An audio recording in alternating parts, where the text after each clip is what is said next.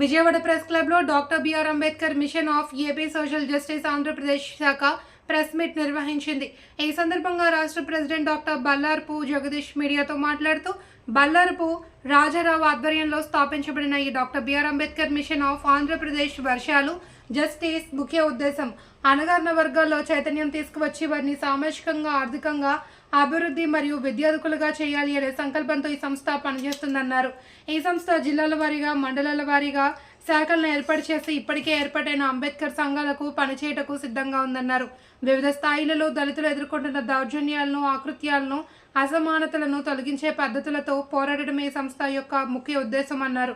ఈ కార్యక్రమంలో vice president Kishore Babu, general secretary M Subrahmanyam, organising secretary Rama Rao, joint secretary Y Jalshan, treasurer M Kranthi Kumar, educate members Venkateswara Rao, Anand, excise N Balaji తదితరులు పాల్గొన్నారు.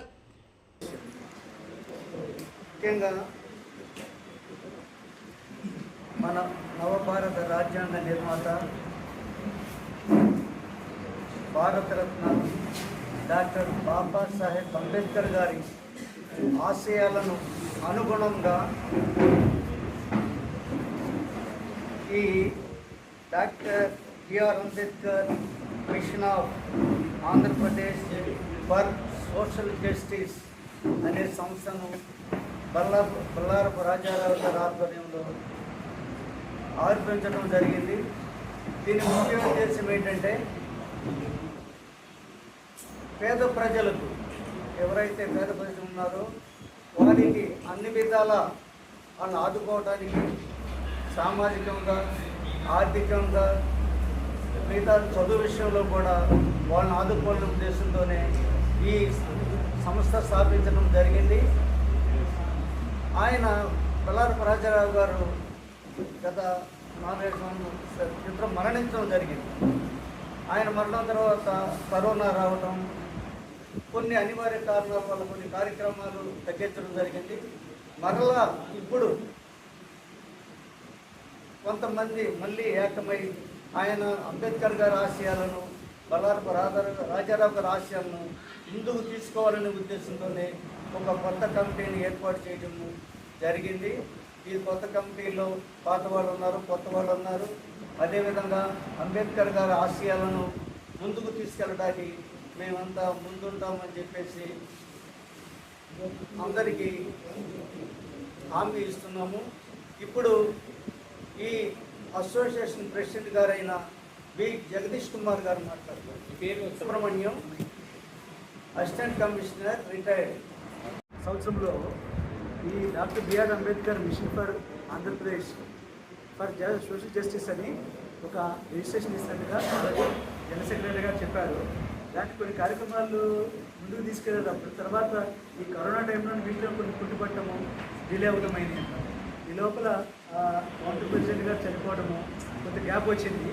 మళ్ళీ దీన్ని ఇప్పుడున్న అనివార్య పరిస్థితుల్లో కంపల్సరీగా దీన్ని యాక్టివేట్ చేయాలనే ఉద్దేశంతో మేము మళ్ళీ కొత్త కమిటీని ఫామ్ చేసి ఈ యొక్క ఉద్దేశాన్ని అందరికీ తీసుకువెళ్ళాలి, మండలాల్లోకి, జిల్లాల్లోకి వ్యాపింపజేసి అక్కడున్న తారతమ్యాలను కానీ, లేదంటే ఇంకా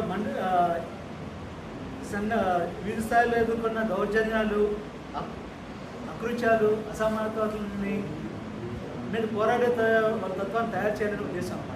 చేసి వాళ్ళని గైడ్ చేయాలి. ఆవేశం పనికిరాదు, కానీ ఆలోచనతో సరైన మార్గంలో వాళ్ళకి దారి చూపించడం అనేది. అలాగే ఎన్నో అవకాశాలు ఇస్తుంది గవర్నమెంట్. మనకి అవకాశం సద్వినియోగం చేసుకుంటున్నారా లేదా, దాన్ని ఏ రూపంలో మనము ఫలదీకృతం చేసుకోవచ్చు అనే ఉద్దేశంతో ఒక మిషన్ అనేది దీన్ని యాక్టివేట్ చేద్దాం అనుకున్నాము. ఇది యాక్చువల్గా ఈ మిషన్ అప్పుడు కంబైన్ ఆంధ్రప్రదేశ్లో ఉంది. ఆంధ్ర తెలంగాణ కంబైన్. ఇప్పుడు ఏమనుకున్నామంటే ఆంధ్ర తెలంగాణ సిద్ధాంతాలు మార్పు అనేవి, పాలసీలు మార్పు అనేవి కాబట్టి అక్కడికి వేరే మిషన్ కూడా బ్రాంచ్ తెలంగాణకి ఓపెన్ చేద్దామనే ఉద్దేశం మాకు కలిగింది అన్నమాట. ఇక్కడ కంపెనీని వేరుగా ఫామ్ చేద్దాము, అక్కడ దాన్ని వేరుగా చేసి అక్కడ ఆల్రెడీ కొన్ని మండలాల్లో యాక్టివేట్ అయింది. అలాగే ఇప్పుడు అనేక మండలాల్లోనూ, జిల్లాల్లోనూ అంబేద్కర్ సంఘాలు ఉన్నాయి. వాటిని కూడా మనం సహకారం తీసుకుని మనం అనుకున్న అంబేద్కర్ ఉద్దేశాన్ని ముందుకు తీసుకెళ్ళాలని ముఖ్య ఉద్దేశం అన్నమాట.